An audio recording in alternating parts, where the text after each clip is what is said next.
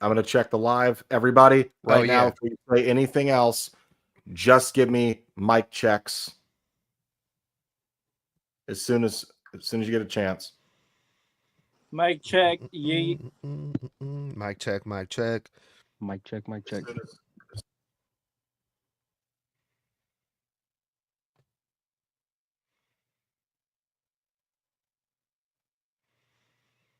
all right, we're good. Awesome. So much easier with this program. It's a little pricier, but it's easier. I'm loving it. All What it right. lacks in price, it definitely makes up for in how convenient it is. Yeah. Yeah. It's worth it, I guess. All right, you guys, full disclosure. Before we get started with this review, I just want to say that I love the WWE. I'm a huge fan of the WWE. I'm not a hater. So, you're about to hear the most honest, brutally honest thoughts and opinions and takes on night 2 of WWE SummerSlam. So, if you're easily offended, if you're a little sissy la la, then just turn it off or go away. All right, because we're not gonna hold back tonight. Even though we're huge WWE fans, just get ready, y'all. So let's go. What's up, everybody? Welcome back to the Snug Wrestling Podcast. My name is Edgar. I'm the host. The Snug crew is here. Mr. Blood, Toxic Tommy. We just saw night 2 of WWE SummerSlam, and we are about to go over it. What's up, fellas? How y'all feeling today? Big yeet. Doing great. Doing great. I will say history's in the books, but I'm going to be honest before we go any further and say night 1 was the clear superior evening. Absolutely. I 1000% agree with that.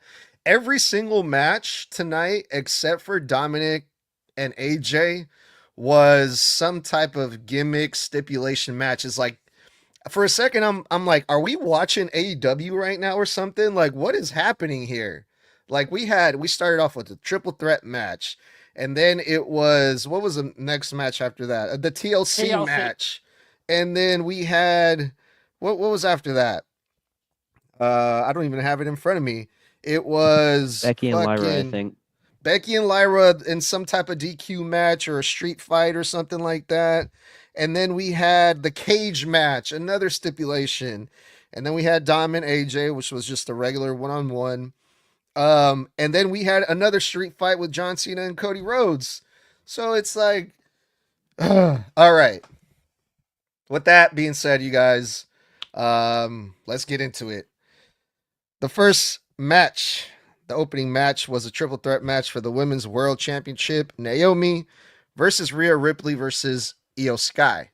Now, Naomi had to, she had the opportunity to share her WrestleMania moment with her dad in her entrance, playing the guitar. That was lovely.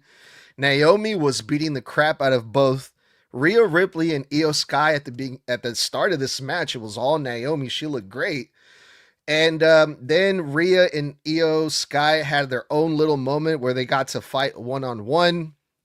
And then Naomi won with the surprise roll-up after Rhea Ripley hit her finishing move from the top rope on Io Sky. And Naomi just fucking broke the count, rolled up Rhea Ripley, and pinned her 1, 2, 3. What did you guys think about this finish, the outcome, and the fact that Naomi is still world women's champion? So, first things first, I thought it was a really lovely moment that Naomi got to go out there and have her dad playing the guitar. And we got some backstory. The man is apparently a pretty old school famous guitar player who's come out for a lot of impressive bands in the past. And I thought it was really sweet that she got to share that moment with her father. I think, to me, that's probably going to be a highlight of her career, and I wouldn't disagree with it. I thought the match was mostly good, I'll say mostly great, because the girls all have chemistry. Naomi was vicious, very vicious. I think Io and Rhea screwed themselves by constantly trying to double team her and it backfiring on them. I thought a lot of the moves were hard hitting. Couple of spots where I thought, ooh, okay, y'all are laying it in a little too, that big boot that caught Io. At first, I thought she really got her with the heel, and I was like, oh my God, here we go. Someone's going to get hurt. And I liked a lot of just the psychology of Naomi utilizing their attempts to double team against them. And basically saying, you want to gang up on me, but I'm already in your heads. And Naomi said in that really awesome promo a little over a week ago, she's like, bring them all on. Because Naomi, the one thing I like about her so far, she's not a cowardice heel. She has moments where she realizes she's in deep shit and she's like, maybe I'm going to put, boots to asses and get up out this ring. But at the same time, that's just self-preservation. We all got that. But this was her like, bring it on. The more the merrier. And she used it against them. And they thought it was going to be sweet up in here. And she showed them exactly why it wasn't. I don't have a problem with the finish because, as I said in our chat, I think the finish was smart. It serves three important purposes. Keeps the championship on Naomi so it continues her reign and we get to build up Naomi more. It protects Io because Io did not get pinned.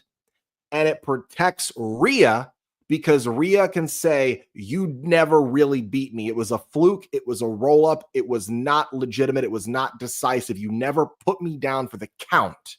So both women get protected in the loss, and Naomi still gets to hold on to the title. I think, positively speaking, that serves all three purposes well because we're moving on to Naomi versus, I'm assuming, Stephanie Vaquer at Clash in Paris. So seeing Naomi here has made me want to see how she handles Stephanie even more now. So I think this was a very good opener. I don't think it was better than night one's, but I think it was very close.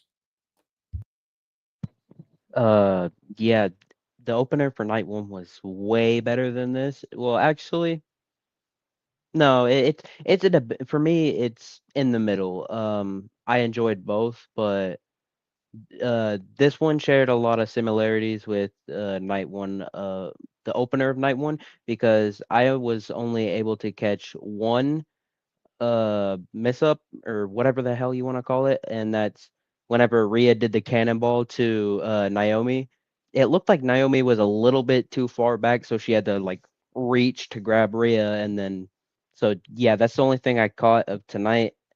Um, Other than that, not a lot of thoughts. I just didn't like the ending. Yes, it protected all three women, but I just didn't like it. I wish it was something else.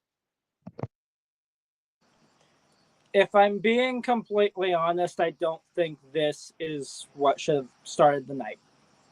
It's a great match. I still would have preferred that TLC match to start the night, in which we will get there. But we basically all agreed when we were predicting that the TLC match had to start, or else Triple H would kind of be crazy. And then he started with this, and I found that out tonight. I'm like, really?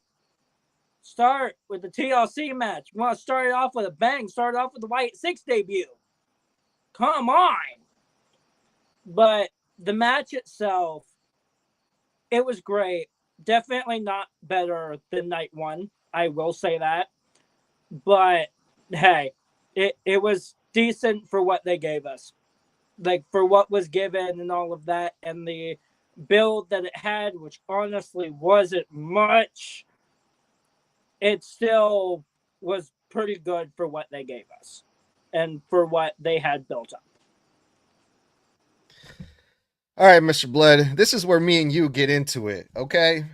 How are you going to sit there and tell me that a surprise roll-up is a way to protect Rhea Ripley? Naomi did get Rhea Ripley down for the count. 1, 2, 3. That is not a good way if you want to protect Rhea Ripley. What they should have done, if they wanted to protect Rhea Ripley, since Rhea Ripley had already hit Io Sky with their big finishing move, instead of pinning Rhea Ripley with the surprise roll-up, Naomi should have grabbed Rhea, threw her out, and then pinned the weakened Io Sky because she had just taken the big finisher from Rhea Ripley. This finish was total Bullshit. The problem with that is that then it doesn't protect Io, because then Io gets pinned by the girl that stole the title from her with a cash-in.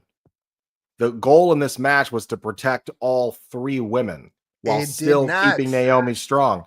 It technically did. In fact, I would argue that grabbing Rhea, the woman who is much larger than Naomi, and grabbing her and just yeeting her out of the ring onto the floor, grabbing her, hooking Io and rolling up for a 1-2-3 before Rhea is fast enough, as big as she is, to hop that ass back in the ring and break that pin up makes no sense. It makes sense that Io was down for the count and couldn't get up to break up the pin. That's why you have to roll up Rhea. It was surprise, and then she jackknifed and kind of wrenched the legs back, so all of Rhea's bottom half weight was weighing her shoulders down. It's a perfect way to steal a win, and it's been done many times in wrestling history to protect someone in defeat, so you can continue a feud or a series and say, hey, you never beat me legitimately. Case in point, Becky versus Lyra. How is this not a legit win or a legit pin over Rhea Ripley when Naomi had her pinned down for 3 seconds? It is a legit pin. However, many feuds have literally stated, including the Becky and Lyra feud, that you never actually beat me. You got lucky. It was a fluke. You didn't have me down for the count. You rolled me up. You did not put me down and keep me there. I would believe if it was a fluke, but Naomi was whooping both of their asses up and down that whole entire first half of the match. This was not a fluke. I'd say first quarter, because she was eating fucking knees and boots left and right for a good 7 minutes there. This made Rhea Ripley look like a fool. I'm starting to get over Rhea Ripley. I don't ever want to see her win champion, at least not anytime soon. And I think it's time that we just turn Rhea Ripley heel. That's a horrible idea.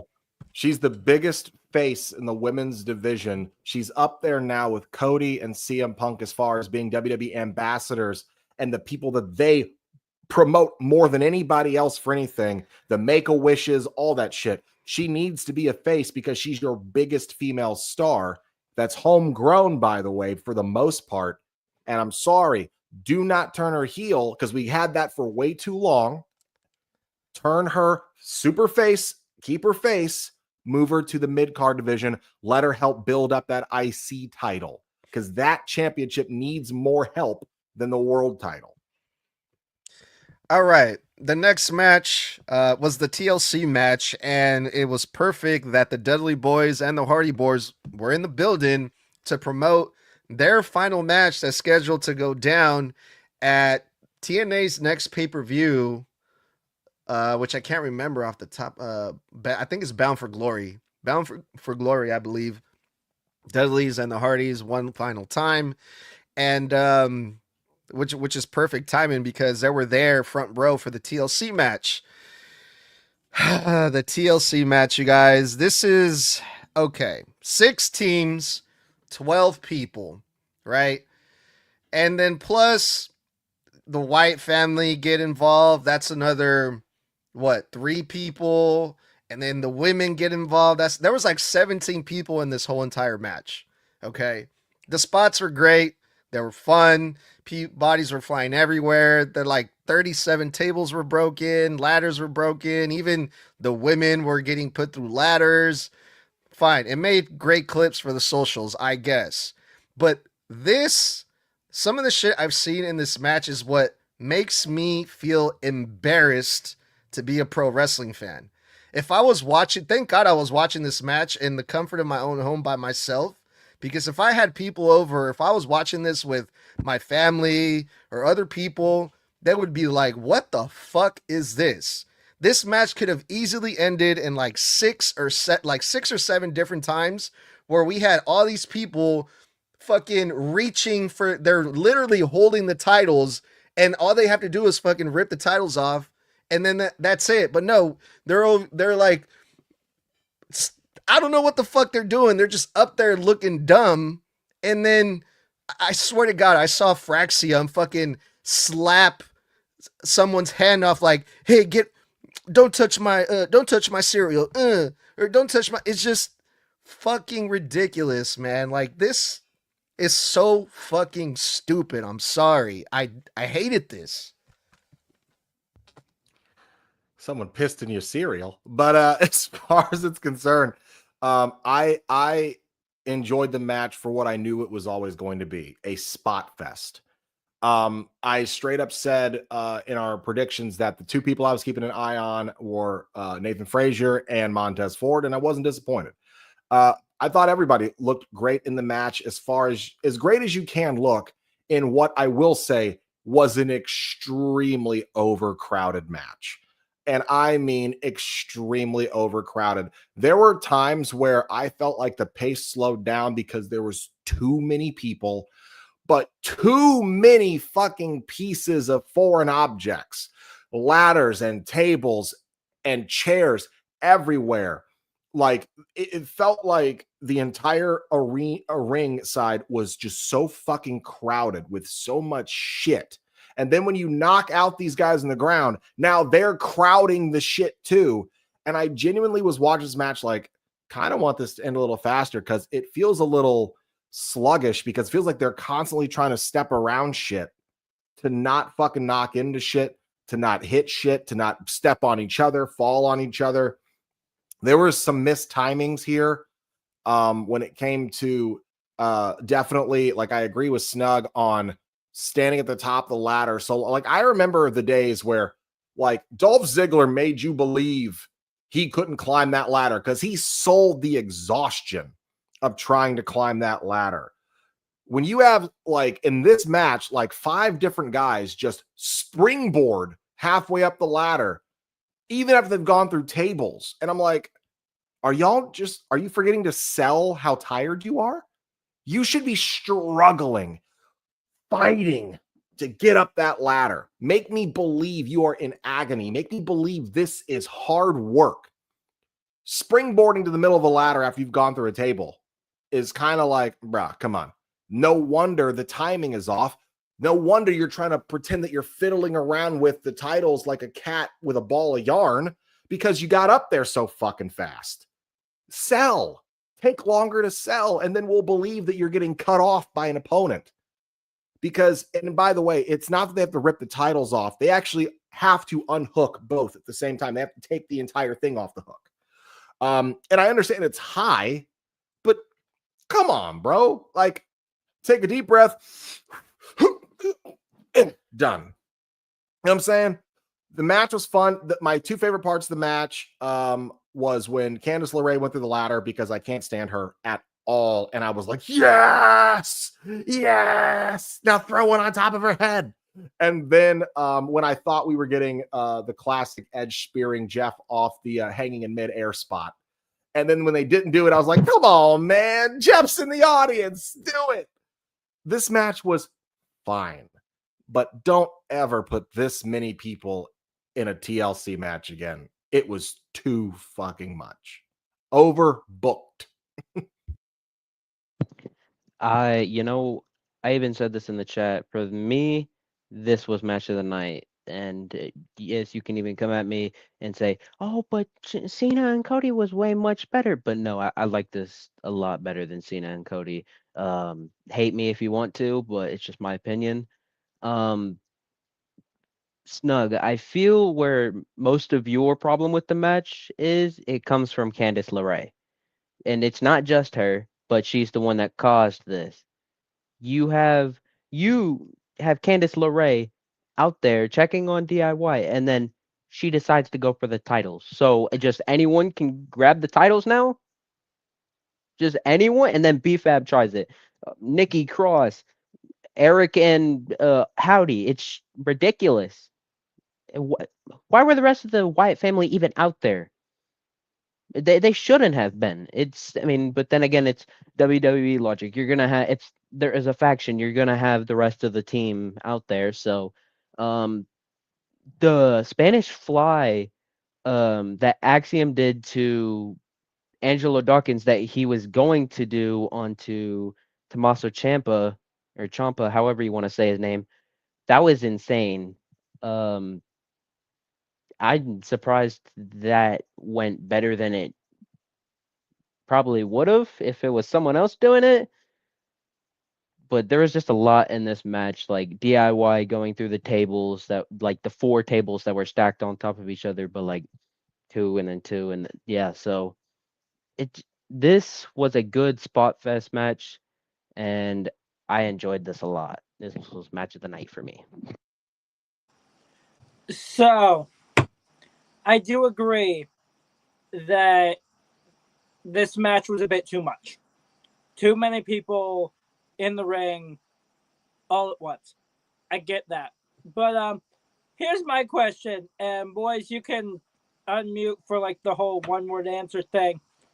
Am I the only one that completely forgot the fact that B-Fab was with the Street Profits because of how long she's been away from them? Yes. Homie, no one remembers B-Fab until she's on TV. Yeah.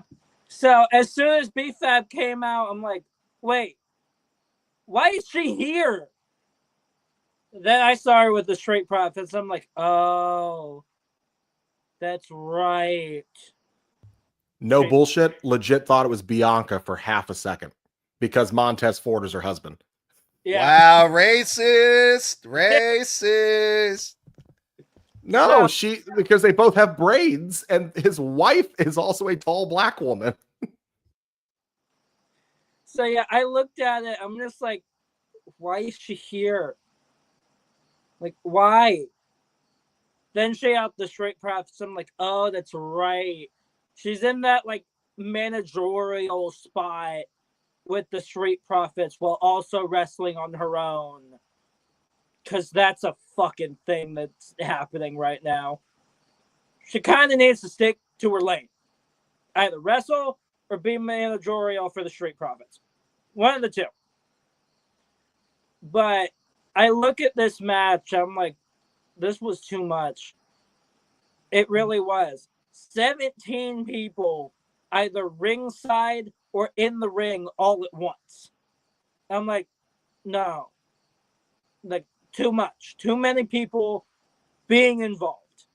I knew the women were going to get involved somehow. I just didn't know how. I honestly thought that was a great way to put them in, though. So there's that. You look confused, Mr. Blood. You got something going on over there? I was trying to count just to make sure, right?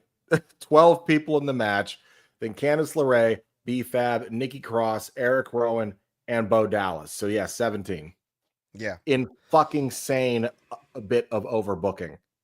The ring needed to be 5 feet longer on all sides. Yeah. Ridiculous. You know what else was ridiculous was this next match.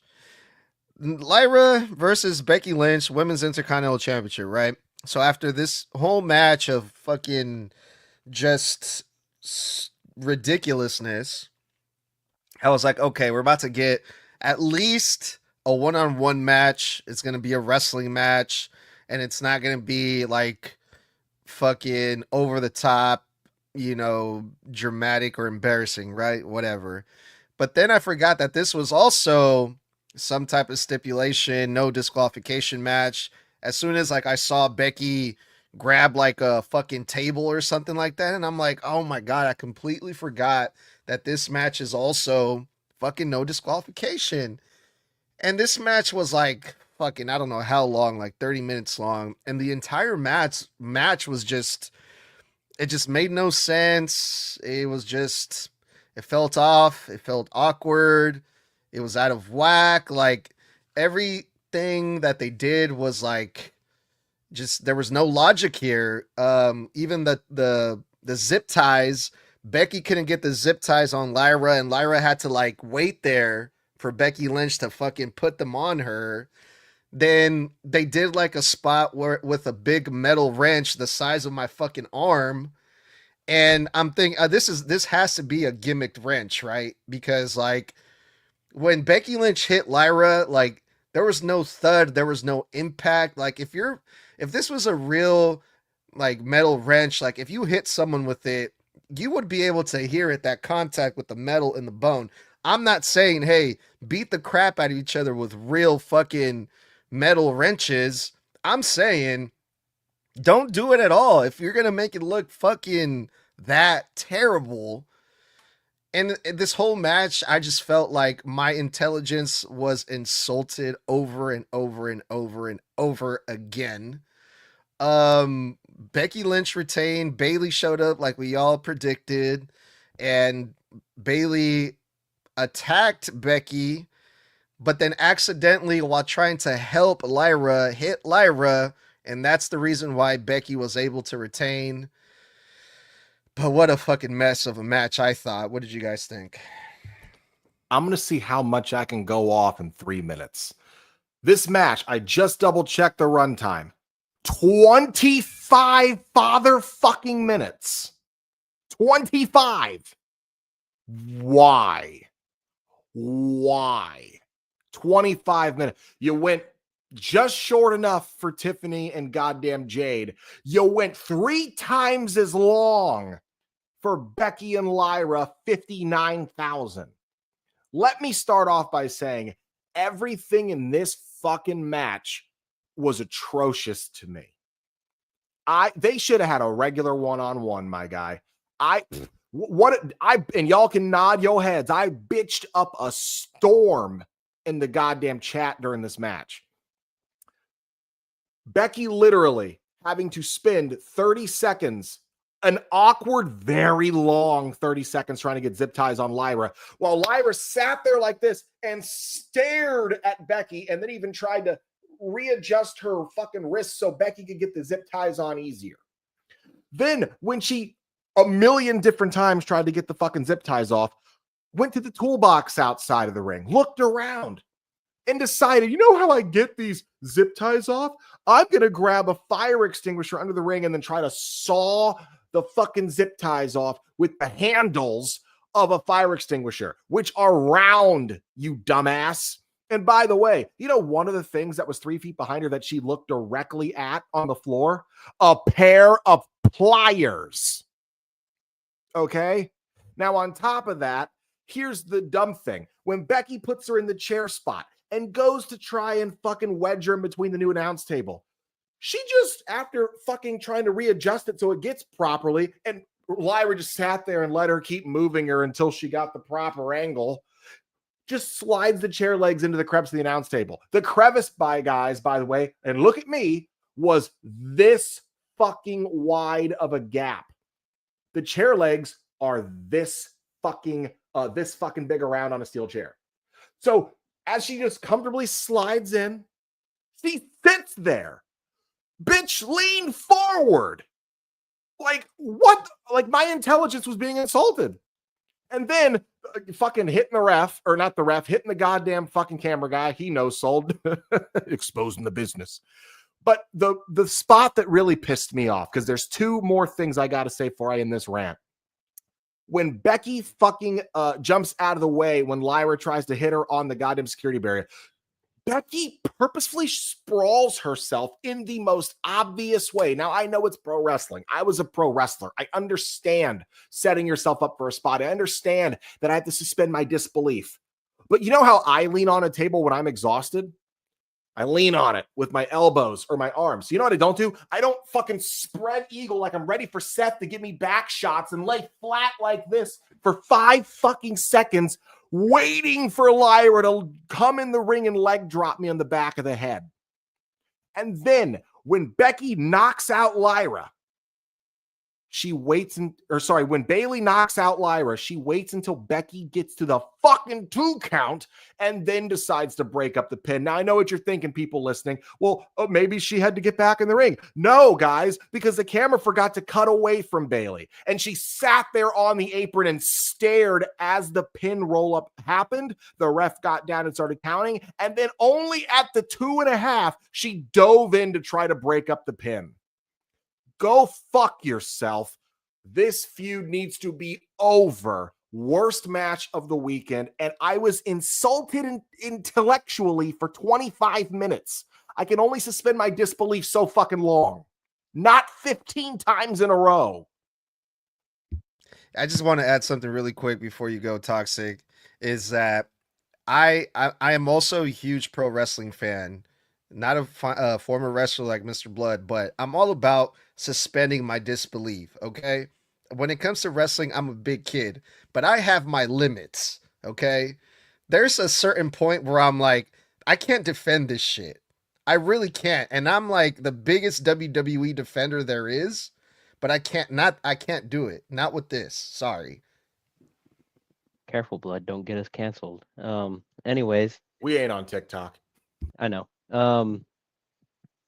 I I'm I'm glad that this is over and Lyra doesn't get the challenge for the Intercontinental Championship anymore, because once again she shouldn't have won the damn thing, and Dakota Kai should have. My brother, testify. She shouldn't have even Snug put that thumb down. Thank you. Anyways, I am glad that she doesn't get to challenge for that again. Either Bailey needs to grab it, move Rhea into the Intercontinental Championship division.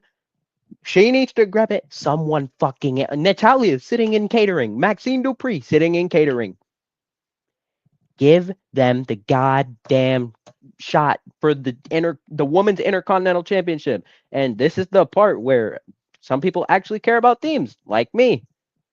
Why did Becky need a new theme? Yes, her theme was good. Why did she fucking need a new one? Her theme was already good enough. I mean, yes, I like her new theme. It sounds amazing. But why do we need another one? Or why do we need a new one? Why not? Because her theme is already good. Her theme before her new one was already good. So After yeah. this match, the theme was the least of my worries. Yeah, but anyways, because I actually care about themes, unlike a bunch of people. This, I mean, yeah, logic wasn't a thing in this match, but it was all right. It was all right. Blood, there was one thing that you didn't say that you mentioned to us. The fact that when she was on the corner of the ring, standing on top of the stairs, she could have just stood the fuck up. Thank you. That was the one thing I was mad about. I'm like, you could have hung her from the other post. She literally had to crunch her body to make it look like she was hanging. Bitch, straighten your knees out. But yeah, that also frustrated me. So I'm just like, what the fuck? Learn how your body works. I get that you're trying to have a stretch our disbelief here, but that is literally how your body works. You're over here scrunched up in the fucking ball. Stand the fuck up. That's it. What the hell? But this match, it's no wonder I said that this would be the bathroom break match when we did our predictions. And believe it or not, it was. This match sucked ass. Like, really, really bad. I fucking hated this match to Kingdom Come. But once again, WWE is confusing us with their wording. Is Lyra not allowed to go for it ever? Or is it as long as Becky is holding it? Because they said both of them. Yeah, that's the thing. So originally, the first time they said it in their promo, Becky said, "You'll never be able to challenge for my title again." Then the next week, Michael Cole said on commentary, she'll never be able to challenge for it so long as Becky is champion. And then that's what they ran with. So as long as Becky is champion, she can't challenge. Okay, give this title to somebody else. Plain and simple. Give it to somebody else. Becky needs to drop this fucking thing. Please. Fucking drop it. And like always, my boy Solo Sikoa to the rescue to save the show. My boy Solo is putting the whole entire roster on his back. The United States champion, steel cage match versus Sacktown's finest, Jacob Fatu from my hometown, repping Sacramento, California. I was excited for this. Everything that we pretty much predicted happened in this match. Like everyone that was going to get involved did. Jimmy Uso got involved, and unlike the other matches, this match, even though it was a stipulation cage match, they didn't do anything like fucking insulting. Um, the only problem I had with this was it was really fucking shorter than I thought. It was a lot shorter, and I wonder, was this match cut short because fucking Becky and Lyra went so long? I don't know. But the ending, there was a big spot. Solo Sikoa won, so Solo Sikoa retained. I don't know what that means for Jacob Fatu moving forward. I have a feeling that this is going to continue, but we'll see. The big spot at the ending, Jacob Fatu was going to hit the Tongas with the his moonsault, but then he kind of stopped and he looked, and I was like, who's he looking at? But he was looking at the top of the cage. Jacob Fatu goes to the top of the cage. Big moonsault from the top of the cage. Nice finish. Fun to see Jacob Fatu fly that high. But man, this match, I wish it could have gone a little bit longer, but what did you guys think? This match was everything that I think we all thought it would be. These guys are very similar body type, very, very similar wrestling styles, except Jacob's just a little flashier. That being said, sorry to say this, I think this was the most boring match of the night because Lyra and Becky didn't bore me. It pissed me off. This bored me because it was, punch, kick, throw into the cage, pin attempt, break out of the pin, try to exit the cage, drag back in the cage, door gets slammed on your head spot twice, finisher, kick out, surprise finisher, kick out, try to walk out of the cage, run in, save run in, another head cage shot, match is over.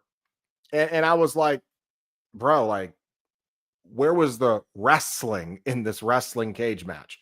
It was what I thought it'd be. I just thought it was extremely boring. In fact, to be 100% honest, I feel like every time I've seen Solo Sikoa versus Jacob Fatu has been boring. And it's not because of Jacob, and it's not because of Solo, because they're both entertaining in very different ways. It's that they're too similar for me to, and they're too similar in this fact that they are kind of powerhouse brawler types. They just punch and throw. Those are their moves. Punch and throw, random super kick. That's their shit. Flippy do. And as far as it's concerned, and cue the run-in that comes in, with Solo Sikoa, no matter what match he's in, this formula is so fucking stale that the ants in my house won't even eat it. So I'm just ready for Jacob to move on to anything else. I'm ready for this whole bloodline thing. I said it in the chat. This fucking Kmart bloodline is overstayed its welcome so long that I just can't be bothered to care anymore. I really thought we were going to get a Tama Tonga run-in. Thought he would return and side with Jimmy and Jacob to even the odds. And now I'm worried that this is not going to end because he has yet to return. And I'm just like, I'm not here for it. This feud is giving me go away heat. Go away. Just really quick, I think one of the big reasons why, because I agree with you, Mr. Blood, this match felt kind of boring. And I think the big reason is because the previous two matches that we saw before that. So by the time, after all that shit that we saw, by the time it was time for the cage match, the stuff that they were doing, Jacob Fatu and Solo, was just like, it wasn't a big deal because we fucking seen car wrecks and fucking people fucking falling from the sky, landing on ladders and shit, that it was just like, okay, they're slamming each other with the steel cage. Whatever. This could have opened. It could have opened. I like the match. I only have 3 problems with it though. One, the entire match is Solo crawling out of the cage. That's what he's trying to do. He's just trying to crawl out the cage. They only had one part in the match, and that was like the beginning to middle part where Solo wasn't trying to crawl out of the cage.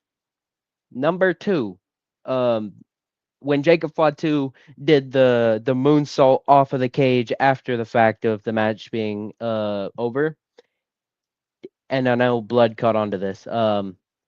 It looked like Jacob Fatu kneed Tongaloa straight in his forehead. So don't be surprised if he's back out on injury. Number three, where the hell is Tama Tonga? Where the fucking you got your hand crushed in a car door by LA Knight? Yeah. It is not gonna take you that long to get back. Where are you? You show up on SmackDown. Show up literally anytime soon. I am tired of waiting for a Tama Tonga return that I am starting to get bored of Tama Tonga just because he's not on TV. Does anyone else feel that way about any superstar, including Tama? Yeah, it makes sense. When you're, I mean, I love Ilya Dragunov. I'm getting fucking pissed off waiting. Exactly. It's been over a year. Come back. Tama, I've broken every finger on both hands twice. And the first time was at the same exact time they all got broken. They healed in 3 months. You've been gone for like 5.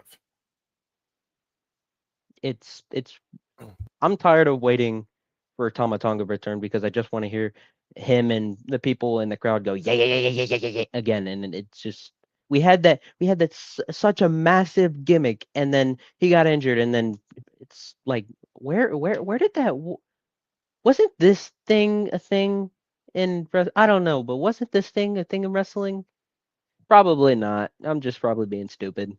That's what it feels like when Tama Tonga's not here.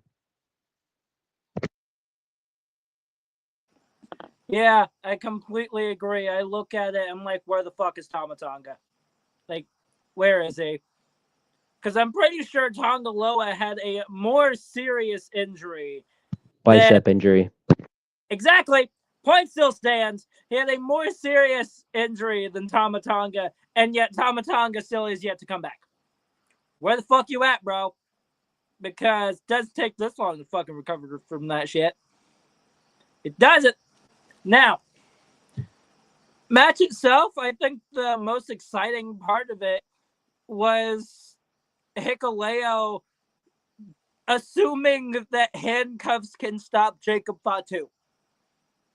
Because let's be honest, man's been arrested quite a bit and still didn't stop him. So, what the hell made you think that Jacob Fatu, the Samoan werewolf, couldn't just snap the middle of the fucking handcuffs like he did? What were you thinking, Hikuleo? Because you're over here handcuffing him to the top. Nope. That didn't do shit.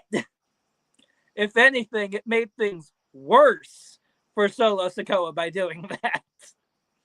So this match in general, it was decent, but it was a standard cage match for me with, bloodline interference. Because, of course. I would also like to say really quick before we move on, this match was a perfect example of my main complaint with this entire pay-per-view, this entire PLE. The cameramen were fucking up all weekend. Every entrance, all of them shot from the sides of the stage, no front-facing shots to capture the gravitas of their entrances, missed pyro shots a million times. One point when they were aiming over, I think it was Cody Rhodes' entrance, a motherfucker was standing in the way of the camera shot on the stage, blocking Cody.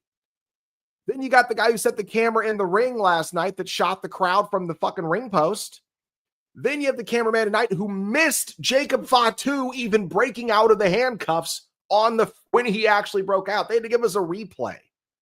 So, tighten up, WWE. Y'all been doing this for way too fucking long and making simple ass mistakes like this. like you don't rehearse this shit a million times before the show goes live. That was a pet peeve of mine all weekend. Well, that was the Snug Camera podcast, I guess. I didn't know. Were you a cameraman at some point in your lifetime, Mr. No, Blood, or but something? as someone who's an actor and who has to work on film sets, angles are everything, my brother. If Jacob breaking out of those handcuffs was such an important moment, how are you not filming it when he snapped it? You know what I'm saying? How does the main event Maybe the cameraman helmet get blocked by a nigga Maybe- standing in the way of the cameraman?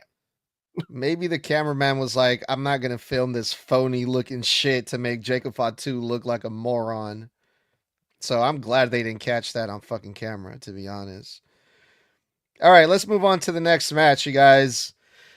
AJ Styles, nah, fuck that. His name is AJ Estilo, okay? AJ Styles versus Dominic Mysterio, Intercontinental Championship. My boy AJ Styles came out in a lowrider, fucking wearing Latino Heat, AJ Heat gear. Apparently, this was the gear that Eddie Guerrero wore the night of the custody match between Ray and Eddie Guerrero. So it was a nice touch. So my boy AJ is invited to the carne asada now, man. That fool, he's one of us. Anyway, man, this was one of my favorite matches of the entire night. I think this is probably the only match that I predicted correctly. Because I'm like, man, Dom needs to get this win over AJ. It'll put over Dom in a big way. And they had some fun spots during the match. The lie, cheat, and steal. Dom tried to do the whole chair thing that Eddie does and fake out the ref. But AJ fired back with his own lie, cheating, and stealing. They did the classic fucking wrestling angle that they do where, Dom unzipped his boot.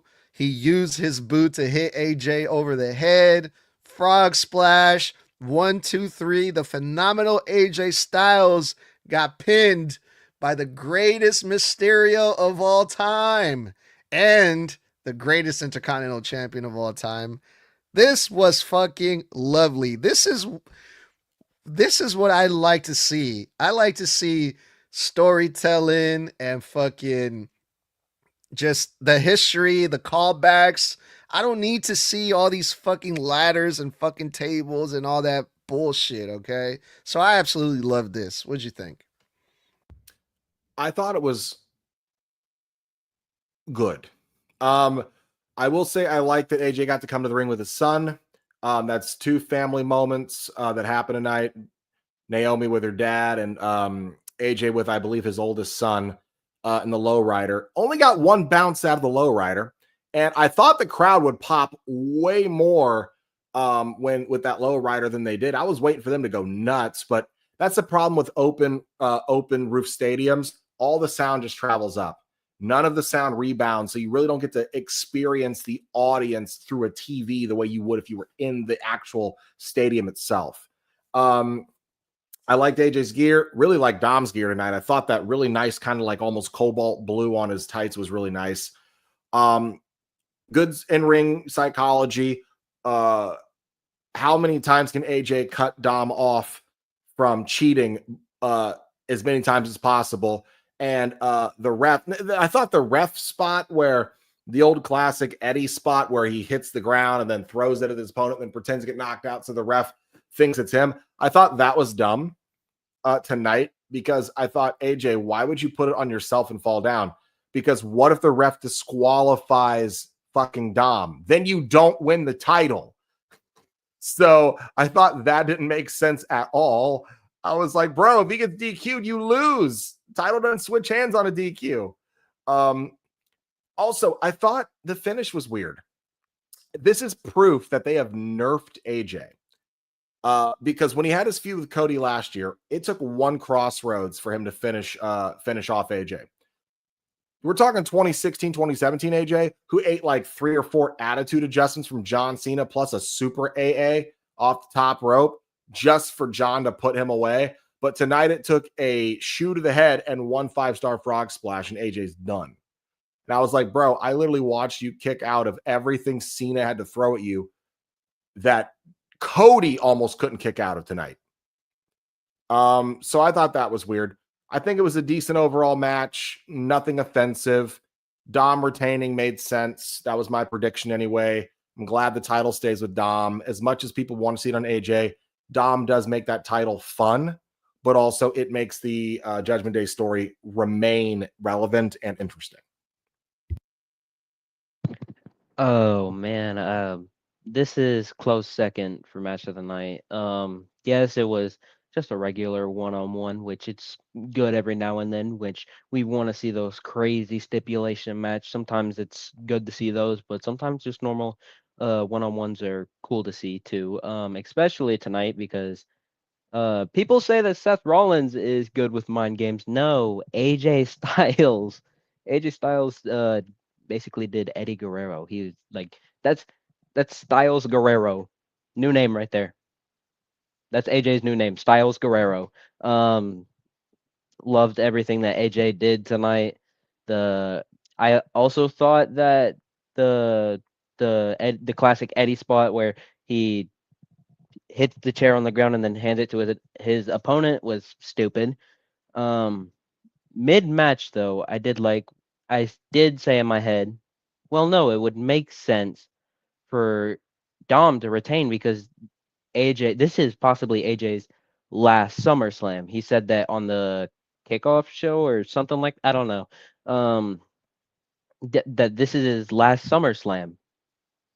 And what a better way for Dom to get put over is by someone having their last SummerSlam match eat the pin for a young up and coming star. So it made sense that Dom retained at the end, but I still wanted to see AJ with that title, and I'm not surprised if they have another one. Oh yeah, I'm looking at this. I'm just like, this ain't over yet. There's no way. AJ played too many mind games for this to be it. There's no way that this match is the only match these two are going to have. There's just no way. Between him going as a carpool, a janitor, a doctor, and this was before he got cleared. Him being a WWE person backstage, and now him in the lowrider, he played too many mind games for this to be the only match he has with Dominic Mysterio for that Intercontinental title. Plain and simple, he played too many for this to be it. So I can almost guarantee you that there's going to be more from these two. There's no possible way they're ending it like this. The match itself, I will admit, it was one of the better ones of the night. Still, night one carries night two easily. But this match here is definitely close to match of the night. If not, like, right there. So, yeah, this match was great. I love the mind games with the whole Eddie Guerrero things. And Snug, did you say those were the gear? That was the gear? I believe that's what I heard. Yeah. Michael Cole say something about that. Yeah. AJ is skinny as all hell if he can fit into those. If those weren't just like replicas of his gear, if it was replicas, that's great. If those were the gear, then he is skinny as all fuck. And I would still love to be just as skinny as that when I hit like near fucking 40s. Yeah, AJ looks amazing. All right, you guys. It's time for the main event. John Cena versus Cody. Undisputed championship. And it's a street fight. Why on the night that the biggest main event, the biggest match of the entire weekend, Cody versus Cena, that same night, we saw like 4 are 5 other fucking matches that are exactly like this one. Like weapons, tables, and all that shit. Like that was a big issue that I had with this because like when it came to the main event, I was like, I whatever these guys do to each other, it's not going to compare anything to what we've already seen. So I felt like it took a lot of the the special moments out of this match for me personally.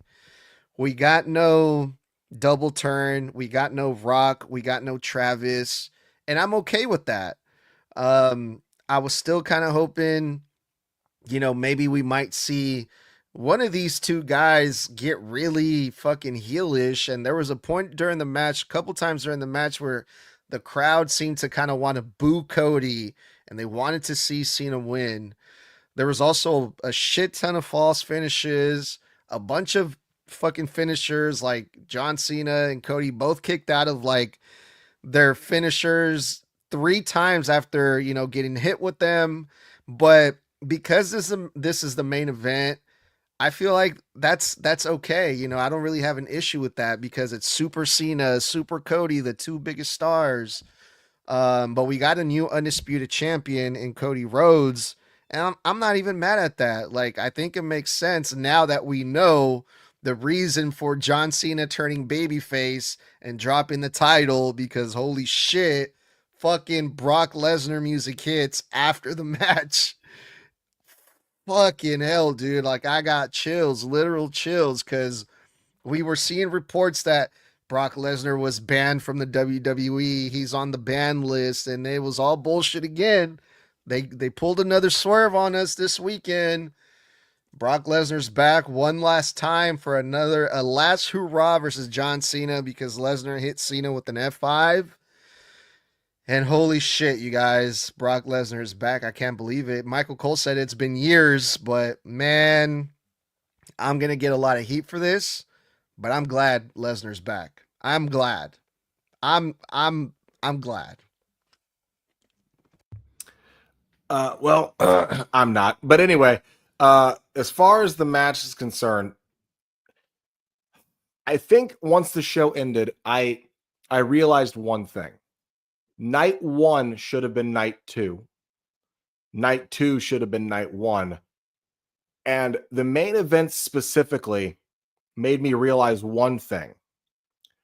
Gunther versus Punk was pro wrestling. John Cena versus Cody Rhodes was sports entertainment.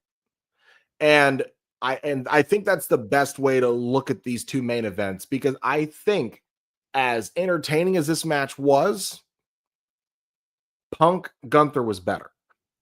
And as far as it's concerned, John Cena will be the first man to have ever kicked out of the Trinity Crossroads, which was crazy. I was really waiting for a Cody heel turn to a point to where I was like, I need it. But then by the time the match ended, I was like, okay, I didn't need it, but I still wanted something to happen. I thought the match was what it needed to be, infinitely better than their Mania 41 match. I think this one makes up for that one times 2. And as far as it's concerned, I thought it was really decent. I thought it was really good, really good, really good. I still think Gunther Punk, now that I've seen both, solidifies my head that Gunther Punk should have main evented night 2 to end the show on the highest of high notes with a match that crazy in the cash in, because I think the cash in was a bigger deal than Brock Lesnar's return.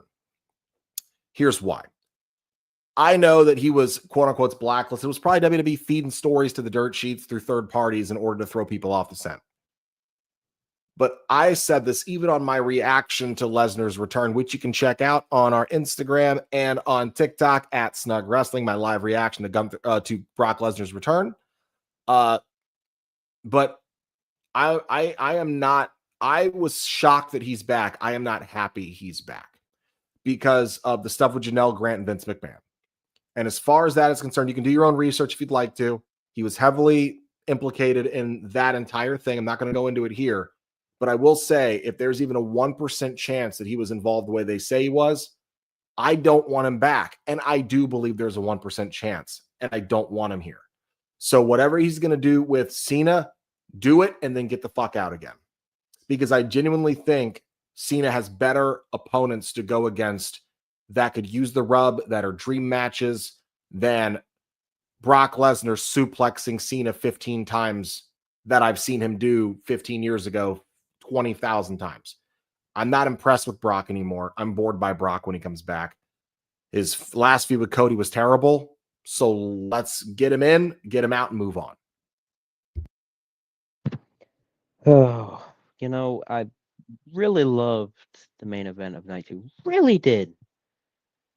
But then Brock returned. That just made me hate the entire fucking match. But not gonna go into that. Blood really just captured all my thoughts about the Brock Lesnar return. So just safe to say I'm pissed that he's here. It's and it's also clear that night 1, entirely night 1, was for the people that, for me, it felt like it was for the people that actually like professional wrestling. Night 2 was mainly sports entertainment. Like, these are for like clip farming from these matches on night 2. Night 1 was for the people that actually liked it, actually liked WWE. That's what I felt like. The match was good. I thought that Cena and Cody were gonna go out into the parking lot of the stadium. That would have been hell yeah. That would have been a hell yeah moment. But the suplex to Cena, or the superplex, whatever you want to call it, I don't really know. But I'm not a professional wrestler like Blood. The suplex to Cena onto the metal barricade, I popped for that. I popped for a lot, including Cody popping the bottom turnbuckle on one of the corners. When he popped that off, I'm like, holy fucking shit. Is he going to turn heel right here, right now? Because I saw that heelish look in his eyes and on his facial expressions. So I popped a lot during this match, more than I did for a lot of the matches at SummerSlam. But just once again, the Brock Lesnar return ruined the entire match for me. I now hate the match. That's how much I hate Brock Lesnar. If you thought I hate Gunther, you have not seen my hate towards Brock Lesnar. Hey, Tax, I have a question for you. Did it make it worse than Travis Scott fucking up WrestleMania 41? No, Mania 41 was better than this. But only because of... Actually, no. Yeah, I believe that, because yes, this was like the TLC. It was a spot. For me, this was a spot match. It was filled with a lot of spots for me. So I liked Mania 41 better than this.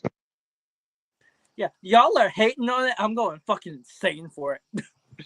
Like, it happened. I'm like, okay, where's Rock? Where are you at? This is why I wait until the screen goes black to stop watching the show for this. Where you at, Rock? And then all of a sudden I hear that. I'm like, holy shit, what? We have not seen this man in a year. The last time we saw this man, he hugged out Cody Rhodes after that match happened. Because of the whole Vince McMahon shit. As Blood said, y'all can research that on your own if y'all want to. Good luck if you do. But I went insane for this because people were thinking, oh, it's going to be Rock. It's going to be Travis Scott. No one had Brock Lesnar on their fucking list. Like, when it comes to Triple H last night saying, hey, if you think tonight's good, y'all ain't seen nothing yet. That's what the fuck he meant. Holy shit. It's like, I was freaking out. I'm like, dude, nobody thought this man was going to come back for quite some time. And he's back? Well, looks like we know who Cena's next feud is going to be up against. And it will once again be up against Brock Lesnar. I kind of wish it was up against AJ Styles because we seriously need that match again. But still, this feud, you two may not be into it. I say that technically and physically, that was easily close to like one of his best feuds. Yeah, fuck you, Tox. So I still think that physically, if there's any man that can feud well with John Cena and can wear him out besides Cody Rhodes, it is going to be Brock Lesnar. This is going to be one hell of a feud, and I am in for it. And it honestly does not need this. It's a good thing that John Cena dropped it, because with Brock Lesnar coming back, it does not need the WWE title. It does not. So I am so into this next coming feud. All right, that's Plug going to wrap time. it up for this episode of Snug Wrestling. That was the breakdown of SummerSlam 2025 Night 2. If you have yet to see our breakdown for Night 1, that is also available on Apple and Spotify or wherever you get your podcasts. Thanks for kicking it with us, guys. We appreciate every single one of you for tuning in with us. Don't forget, we're live every Monday and Friday night right after Raw and SmackDown go off the air on YouTube, Twitter, and Facebook for live post-show reviews. And as a bonus, for reaction content during the weekly WWE broadcasts on all of our socials. Then hang out with us every Thursday night at 9 p.m. Eastern and 6 p.m. Pacific on TikTok Live, where myself, Mr. Blood, and a leader of Snug Wrestling, Edgar, do our weekly one-on-ones where we dive into random wrestling topics and answer your questions. So follow Snug Wrestling on all social media platforms, as well as on Apple and Spotify or wherever you get your podcasts. Oh, and mark your calendars if you still haven't heard. On August 12th, we've got Chris Steeler joining us for an exclusive interview. He's worked with AEW and NWA. He is a fantastic professional wrestler, one of the boys. And August 14th, I will be interviewing Dwayne Cashman, one of the rising stars on the indie scene, and he's going to share his story with us. So remember, August 12th, one-on-one interview with Chris Steeler and Edgar, the head of Snug Wrestling. August 14th, an interview with Dwayne Cashman, a rising indie star, interviewed by yours truly, Mr. Blood. Until next time, stay safe, stay savage, and stay snug. And now, one time for the one time. That's 4 letters. Four letters. That's one word. One word. Yeah.